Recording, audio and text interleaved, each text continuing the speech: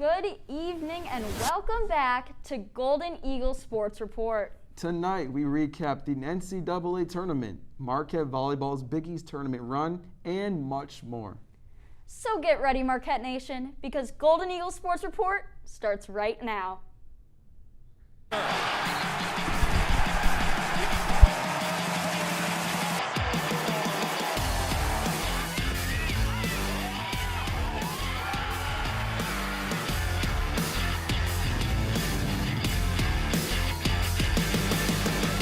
From the Jeannie Hayes Virtual Studio at Marquette University, this is Golden Eagle Sports Report. Marquette gets the rebound, and the champions have gone down! Hello everyone, I'm Ava Mares. And I'm Andrew Muzu. It has been 2 exciting seasons for Coach Duffy thus far, and her team is already adding some significant talent for next year. With the NCAA granting the extra year of eligibility for student athletes, Lauren Van Clunen decided she will run it back one final year. And with the big news, we now shoot it over to John Liuzzi, who is with Van Clunen to discuss her return. John? Thanks, Andrew. I'm now joined by Marquette women's basketball redshirt senior forward Lauren Van Clunen. Lauren, thanks so much for taking the time tonight. How are you? Thank you. I'm doing well. Thanks for letting me be here. Last Wednesday, you announced that you would be returning for a 6th season, taking advantage of the extra year of eligibility given by the NCAA. What ultimately led you to this decision, and did you feel like you had some unfinished business?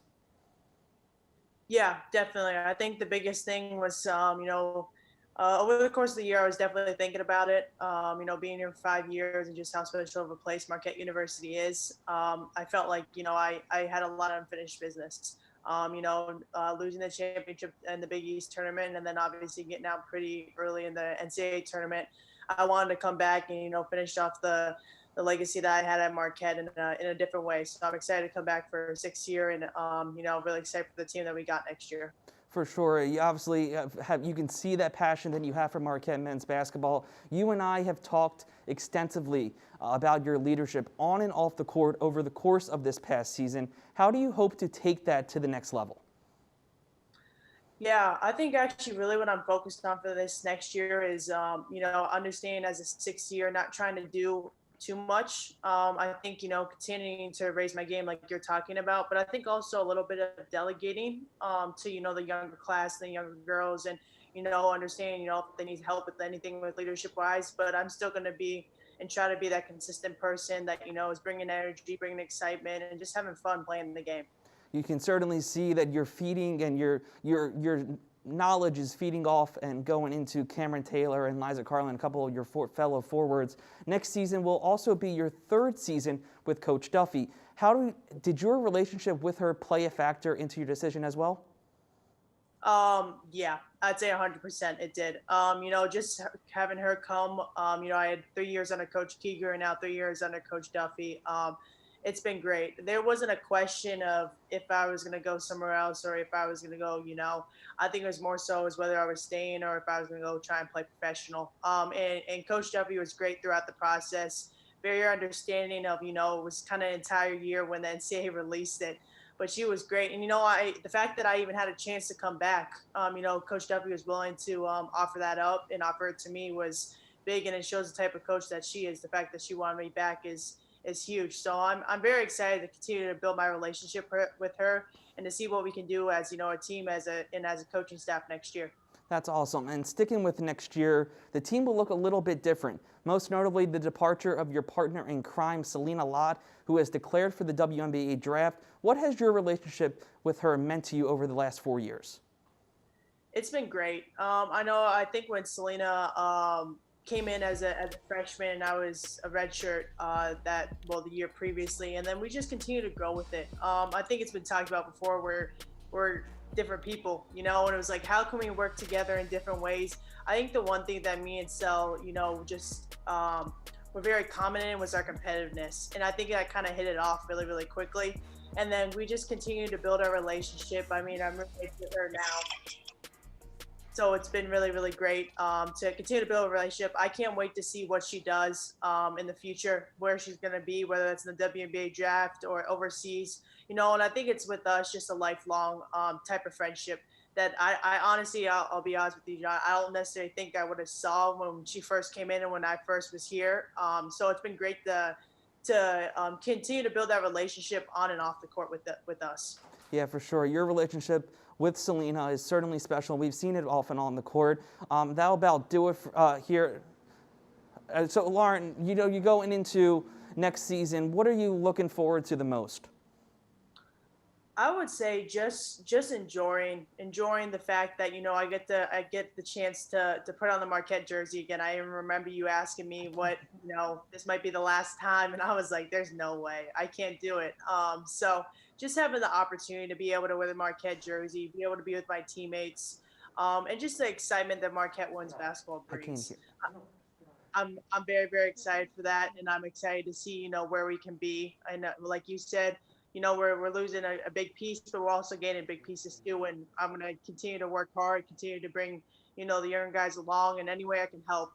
Very, very excited for next year. Lauren, thanks so much for taking the time today. Looking forward to you coming back next season. Thank you so much. Thank you for having me. Back to you both in the studio.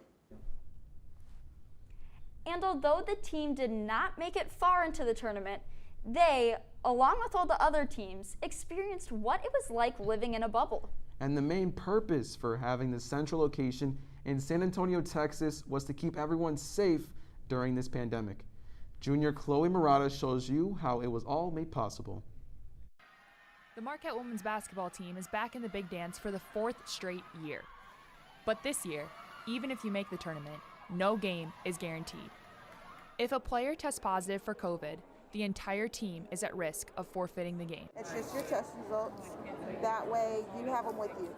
So, all the teams have to follow strict guidelines, which require a 2-day quarantine and daily testing. Testing immediately before we even check into the hotel just to make sure that we're clear, and then staying in our hotel rooms until we're clear to test the next day. According to the Chicago Tribune, the NCAA has run 8,015 tests with only one confirmed positive. This would not be possible without the frontline workers. First, I did the testing, then I worked at the front to intake, do the temperatures coming in, and now I'm here to make sure that y'all come out in a timely manner. But the safety protocols don't stop there. Every student athlete wears a Connexon, which is a device that detects contact tracing for COVID-19. If you're too close to someone, less than 6 feet, the little blinker will flash red, and it will continue flashing red until you move away an appropriate distance. Marquette has prepared for this all season. It's been pretty consistent of what rules we have to follow, even our rules at Marquette. The Golden Eagles say anything is worth it to make dreams come true. In San Antonio, I'm Chloe Murata, Marquette Wire News. And to recap the women's tournament, we now bring back John Leuzzi. John, long time no see. For sure, Andrew. We're going to start out with Marquette. They did not make it past the first round. But what is something that's positive that we can get from this tournament appearance? Real simple, just the experience of playing on the NCAA court. This team is really young. They got that this year, and hopefully they can build on that next season. Yes, and they did have some solid leaders. But senior guard Selena Lott announced that she would not use her 5th year of eligibility and that she declared for the WNBA draft, which is going to take place next Thursday. Do you think this was the right decision? I do think this was the right decision for Selena Lott. I talked to somebody from the WNBA today, and they said she's in the top 40 prospect list. Top 40. So her stock in the mock drafts are going up, and whoever does draft Selena Lott is going to get a very talented player, and you can just see the growth that she has made from her junior season now into her senior season. Co-defensive Big East Player of the Year as well. Really big part of Marquette's offense, but it was a great decision for Lott. We're all going to be excited to see where she lands. But looking into the next season, the team already has some nice acquisitions. So which new addition should fans be most excited for? Let's hear it, John. I think they're going to be excited for both, but I'm going to have to go with Carissa McLaughlin from Purdue. In her 4 seasons as a Boilermaker, she is the all-time leading three-point shooter for them. So that's something that Marquette lacked this year. Getting her to be put into that offense is going to be big. A sniper right there, Yeah. sharpshooter. Well, thank you again, John, for the insights. When we come back, we will be talking about the men's soccer team and their hot season and the women's volleyball Big East tourney run. GESR will be right back. Me and my boy Matt had it good. He had catnip that was off the hook. But one day, he brings a girl home, and she's allergic to cats. Every sneeze was a nail in my coffin. Now I'm in a shelter. It's decent, but they don't even have Wi-Fi.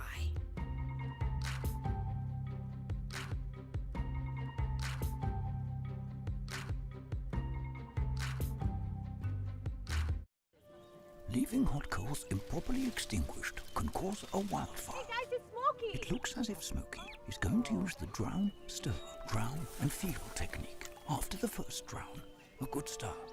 Next, another drink. And finally, a close feel. Is it cool? Okay. Yeah. Hey, Smokey, catch! Oh, my bad, Smokey. Only you can prevent wildfires. Okay, Dad. 1, 2, 3.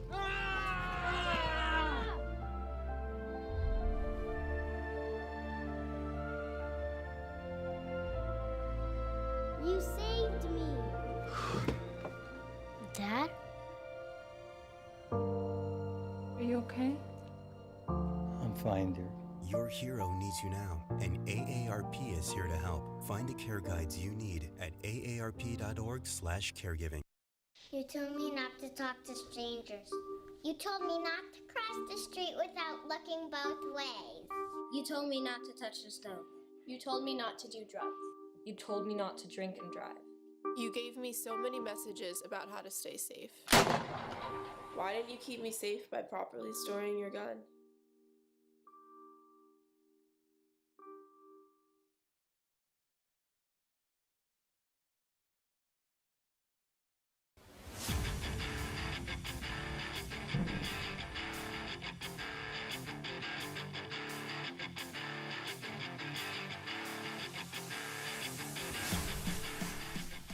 Welcome back to Golden Eagle Sports Report. Once again, I'm Ava Mayers. And I'm Andrew Muzu. The Marquette men's soccer team is ranked 16th in the nation's latest top drawer soccer rankings. The Golden Eagles punched their ticket to the Big East tournament after defeating the Butler Bulldogs 1-0 in late March. Tyler Peters caught up with the team to discuss what has led to their historically successful season. 2,321 days. That's how long it's been since the Marquette men's soccer team was last nationally ranked prior to this season. Now that number sits at 0. The Golden Eagles find themselves listed as the 16th best team in the country according to Top Drawer Soccer. Marquette can thank its historic success to its strong defense, as the team has given up just 6 goals in 10 games. We've defended really well, and people have laid their bodies out when they've needed to. I think we've always got numbers back. We've very rarely been outmanned, and I think that's been a big contributory factor. With 13 newcomers joining the roster, the long layoff between seasons due to the pandemic was vital in helping this team gel together. If we had that first semester where everything started, when COVID really hit, and then we went into playing in the fall, I think it would have been just like super new to everyone, and it would have been the same as it's been this semester. Despite the Golden Eagles' exceptional play, Coach Bennett knows his team is capable of playing at an even higher level. In terms of the level of being able to play, we added a little bit of a dimension against Butler. And I think that we started to show, a different side to ourselves. We could play quickly. We could play a little bit more direct. Yeah, I think there's a lot more that we can do to improve, slowly but surely. Marquette's next matchup will be in the Big East Tournament semifinals on April 15th against either Georgetown or Seton Hall. I'm Tyler Peters, Marquette Wire Sports. The Golden Eagles' final regular season match against Xavier this Saturday is canceled due to COVID-19 protocols within both programs. And the volleyball team saw its season come to an end after not earning an NCAA tournament bid, Ava. This is the first time in 9 seasons that Marquette has not been selected to participate in the tournament. The Golden Eagles did, however, make it to the Big East Tournament Championship game, but fell short to the Creighton Blue Jays, 3-1. To get more insights on the volleyball team's disappointing end to the season, we now welcome reporters Jackson Gross and Molly Gretzlock. Jackson, Molly, thanks for joining us. Thanks for having me. Absolutely. Was it fair for the team to be left out of the NCAA tournament, or do you think they deserved a bid? Jackson, if you're ready, we'll start with you. Yeah, it's always tough because there's so many great teams. I mean, obviously you get 48 teams in, and then you have to worry about conferences and who gets in automatic bids for winning the conference. It's tough, but I think they were probably one of those first 4 out teams, I think, just because the problem is that most of their schedule, they didn't beat anyone that great. The one team, both teams that are in the tournament, they lost to at some point. They lost to Creighton twice in the season. They lost to Illinois State. So there are a couple teams right there. And their conference record, even with that, wasn't that great. They had a couple series canceled throughout the year because of COVID issues. They were only 4-2 in the conference. So I think maybe they get in if they have a few more conference games on their schedule. But even regardless of that, I don't think they should have been in. I don't know, Jackson, going off of that, I think I'm still in shock. I really thought that they honestly would have gotten into that tournament. They had some harder teams this season, but they were still in the running. I think that they played Creighton, and they were still ranked up in that top 25 that whole season. So I don't know, there's just something there I'm just still trying to figure out. Now, before we get into this loss to Creighton in the Big East tournament, let's hear from Coach Thesis to see what he said after that loss. You know, hats off to Creighton. I think the third set was, kind of the backbreaker, and they fought hard and came back. We knew they'd be very difficult to score on. Very big block. They got us, I think, 16 times in the 5-setter against them. And I just don't think we executed well enough to, get around it with first and second touches. And so, we know they make it tough to score. And I think we had opportunities to climb back in the fourth. We had opportunities to close out the third, and we didn't take advantage of those. So after hearing from that, what were your takeaways from their run in the Big East tournament? And what do you think happened in that game against Creighton? Molly, take it away. Yeah, I think honestly, it was almost a month since they played last. And they went into that first game on Friday against St. John's and got it in a 3-game sweep, which was very impressive. The team was looking pretty sharp, regardless of the time that they had off. They looked like they were conditioned, trained well. Coach Tice, before I was talking to him, he said that they were just focusing on being light, practicing light. So I think that was very impressive. And then that game against Creighton, that third set was really the kicker.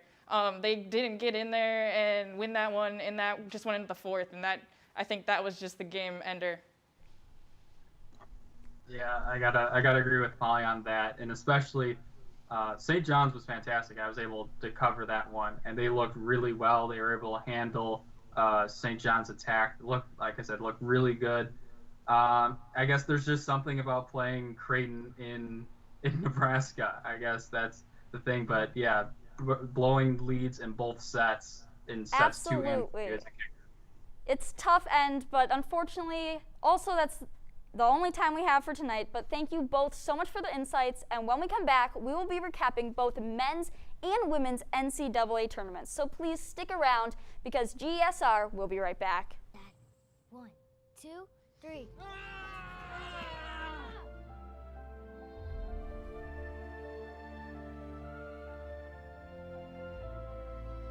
You saved me. Dad? Are you okay? I'm fine, dear. Your hero needs you now, and AARP is here to help. Find the care guides you need at aarp.org/caregiving. You told me not to talk to strangers. You told me not to cross the street without looking both ways. You told me not to touch the stove. You told me not to do drugs. You told me not to drink and drive. You gave me so many messages about how to stay safe. Why didn't you keep me safe by properly storing your gun?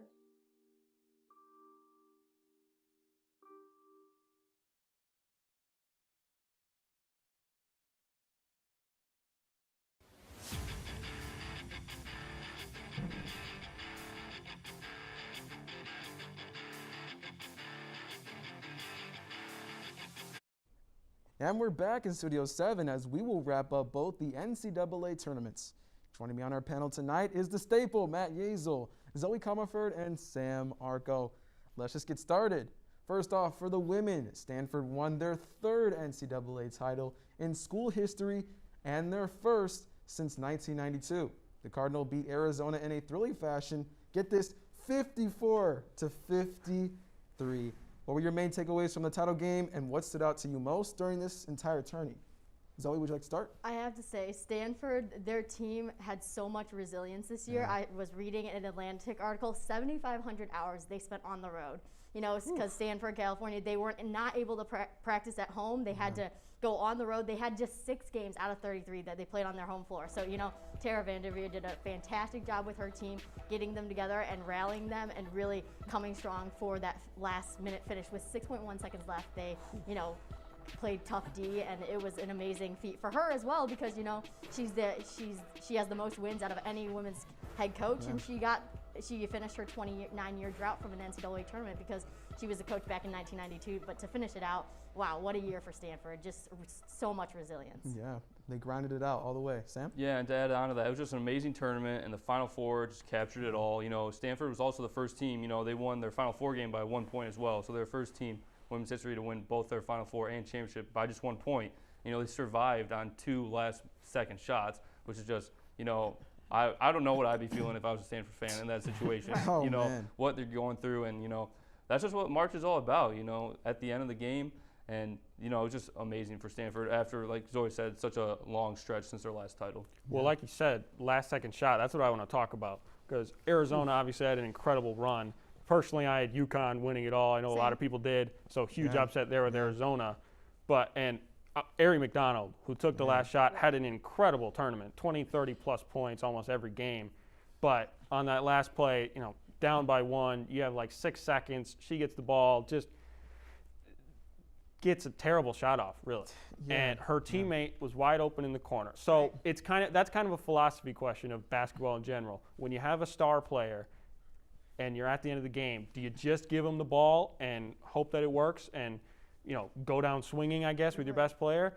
Or do you ask your star player to just make the best play? In that situation, honestly, McDonald has to pass the ball. Her teammate's wide open from the corner. If they're on the floor at that point in the game, wide open, you got to trust them to hit that shot or at least have a much better. I mean, it was a turnaround jumper, had no chance of going in. Well, she was triple team though too. Exactly, which is why you need to pass out of that. Exactly. Exactly. But, I mean, you have those very tough shots, and, you know, you're talking about finding your teammate open. There were so many different things that Arizona could have done better. But overall, we can say that this was a very successful tourney. Sure. You had an interesting stat. What was it, about 2014? Yeah, I mean, this is 4.1 million viewers for the NCAA women's basketball tournament, and especially the championship game is the most watched championship game. It's 4.1 million viewers since 2014, and the most watched weekend for the Final Four for women since 2012. So, you know, a lot of people tuning in. And, you know, what's interesting, Arizona wasn't even in that Final Four preview. So, you know, it was... No one expected them to be. No one expected them to be. But, you know, it was a great tournament. And I think that a lot of people took away, wow, women's basketball has come so far. And there were some outstanding players like Paige Beckers. For sure. I mean, we just said it. We thought UConn was going to be the favorite. But get this, she's one of the best players in the tourney. But there's that WNBA rule where they can't go to the NBA right away. So what do you guys think about that? Well, the Baylor-UConn game was one of my favorites, and that game had a ton of WNBA prospects. But, yeah, to your point, I mean, Paige Becker's having to come back. Well, not necessarily having to. I mean, it's not like she's not going to want to come back and play for UConn. But I mean, the Huskies are bringing in another incredible class of recruits like they're going to do every year. And, I mean, it is going to be really hard to beat the Huskies. They had a really young team this year. I mean, I picked them to win despite that. But Gino Auriemma has said this season they had a really young team, and he was really proud of the effort they put on. But next year, with all those young players that are going to have that experience, plus all the insane talent they're bringing in, they're going to be even harder to beat next year, which is crazy to think about. And I guess we'll have to wait and see for that. But moving on to the men's, we have most of the original squad on tonight that made the initial Final Four picks. Some of us were more right than others. Let's roll the tape.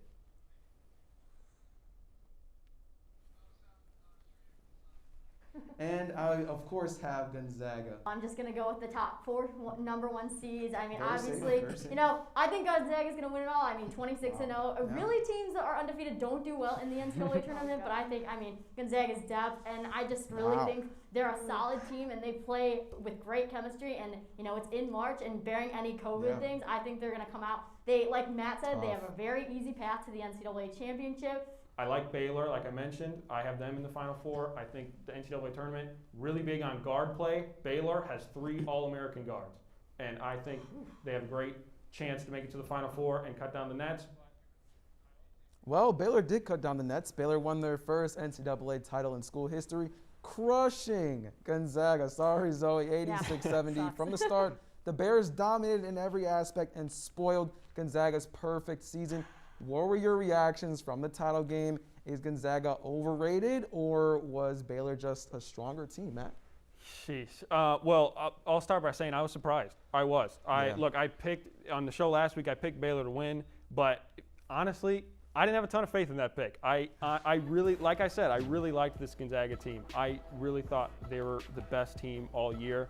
I thought they were going to win it, at least in my head, but I was picking Baylor as just to see if it would happen, and then it did. I mean, that team, Baylor, defensively, really stepped up in this tournament. I think they were maybe a little overlooked, and to answer your underrated or overrated question, maybe a little overlooked rather than underrated, just because they were great all year as the number 2 team. Then they had a COVID pause. They came back. They lost to Oklahoma State in their Big 12 tournament. So maybe people just weren't as high on them. And, you know, understandably so, they didn't look as dominant. But then when the tournament came, I mean, they flipped a switch and just played incredible defense. Like I said, those 3 guards were fantastic. Mark Vital, Flo Thamba down low were great defending the paint. And I was surprised with how dominant they were over a great team like Gonzaga. But do I want to say Gonzaga's overrated? I don't want to. It's a little hard because they had such an easy path to the championship game. And Baylor was probably the best team they played all year, and they got dominated. So I think they're still a great team. I think Mark Few's a great head coach, has done incredible things with that program. But yeah, maybe they were a little overrated. It's a tough one, but Sam, we'll get to you. But Zoe, I'm sorry, I'm getting secondhand embarrassment from your picks. Talk about it. Yeah, that's so embarrassing. Well, you know, Gonzaga, I mean, they had so much pressure going into this tournament. It is so hard. They were, you know, 31-0. They came into this national championship game, and I honestly do think they overlooked Baylor. I don't think that, you know, Baylor got hot at the right time. In March, and I think that, you know, they were just bullied on defense. They could not do anything. Drew Timme did not show up, and I think, you know, they just did not play up to that level that they could have, and, you know, that happens, and it's very embarrassing for them and for me. But and also, they had to squeak by UCLA the round before, which was even more crazy and but that was a great shot by Jalen Suggs. Let's be honest. Yeah, very great beautiful shot. Everyone's gonna. But Sam, what do you think? Yeah, I'm with Matt. I was shocked as well. I think I saw Gonzaga playing scared, which you don't really see it too often. You know, they don't have too many games where, you know, they're down double digits. And, you know, just with an athletic Baylor team, they haven't seen that all year. But to answer the question, I honestly don't think Gonzaga was that overrated this year. I mean, coming into every year, though, I honestly do think they are. But this year, you know, during the regular season, they had wins over Kansas, 3 seed, Iowa, 2 seed, Virginia, 4 seed, and West Virginia, another 3 seed. So they had quality wins this season. And in December, they were supposed to have a game against Baylor. So if we would have saw that game, it gave us a little bit of a more taste of this championship game, which sadly we didn't get to see because of COVID. But yeah, they just played scared. Baylor was big and strong, like a football team almost. But thanks for the great discussion, guys. We're out of time, but be sure to tune in next week for all of our coverage of Marquette sports and more. For Ava Maris, I'm Andrew Muzu. Good night, Marquette.